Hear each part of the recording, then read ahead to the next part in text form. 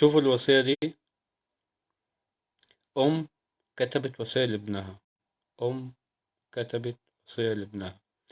المفروض أنت بعد ما تسمع الفيديو ده تروح تبص على يد أمك،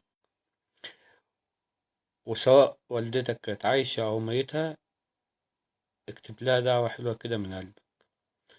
أم تخاطب ابنها وتوصيه، بتقول له بقى في الوصية: ولدي العزيز، ولدي العزيز، في يوم من الأيام ستراني عجوزة غير منطقية في تصرفاتي. ولدي العزيز، في يوم من الأيام ستراني عجوزة غير منطقية في تصرفاتي. عندها من فضلك أعطيني بعض الوقت وبعض الصبر لتفهمني. دي وصية أم لابنها. ولدي العزيز، في يوم من الأيام ستراني عجوزة غير منطقية في تصرفاتي.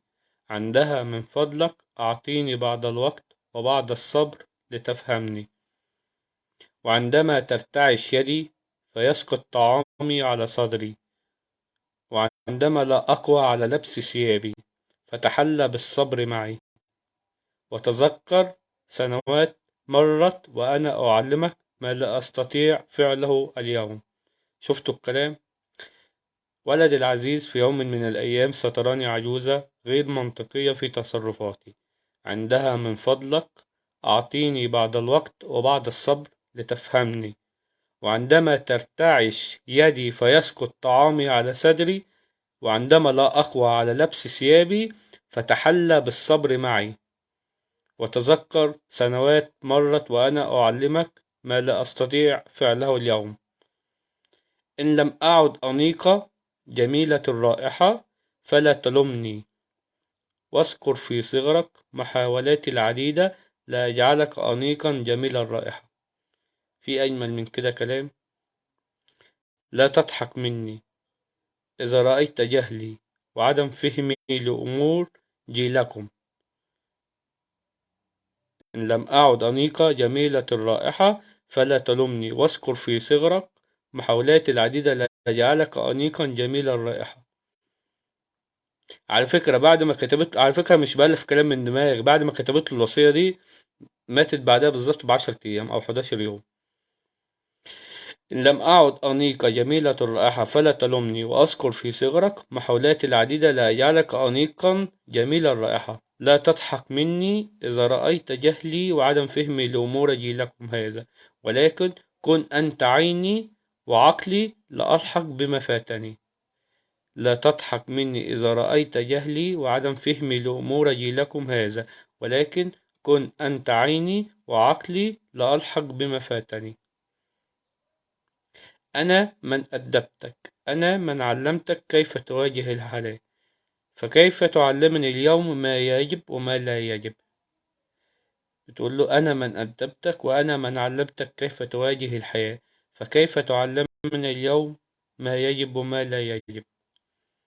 لا تمل من ضعف ذاكرتي وبطء كلماتي وتفكيري أثناء محادثتك. لا تمل من ضعف ذاكرتي وبطء كلماتي وتفكيري أثناء محادثتك، لأن سعادتي من المحادثة الآن هي فقط أن أكون معك. في أجمل من كده وصية؟ فما زلت أعرف ما أريد، فما زلت أعرف ما أريد.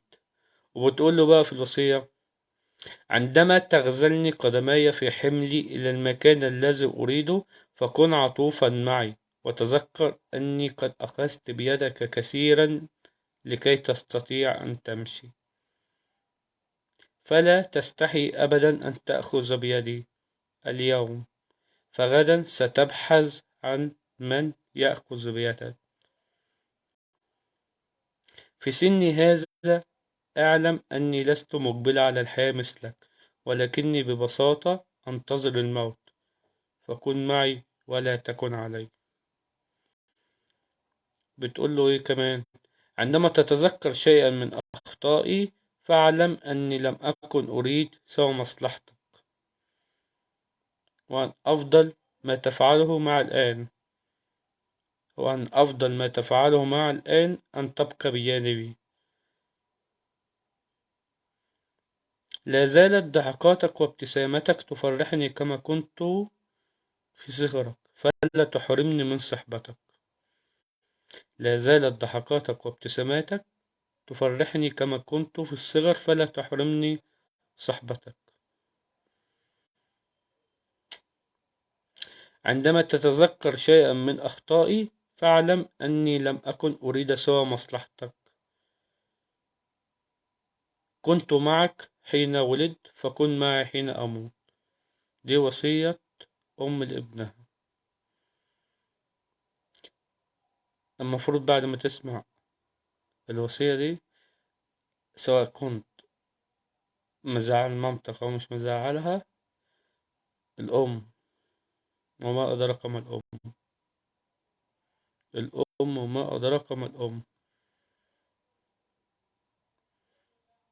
إياكم وعقوق الوالدين، إياكم وعقوق الوالدين. ربنا يبارك لي في أمي وربنا يحفظها يا رب. وعايز كل واحد فيكم دعوة جميلة من قلب الأم، سواء كانت عايشة أو ميتة. ربنا يحفظ أمهات المسلمين أجمعين يا رب.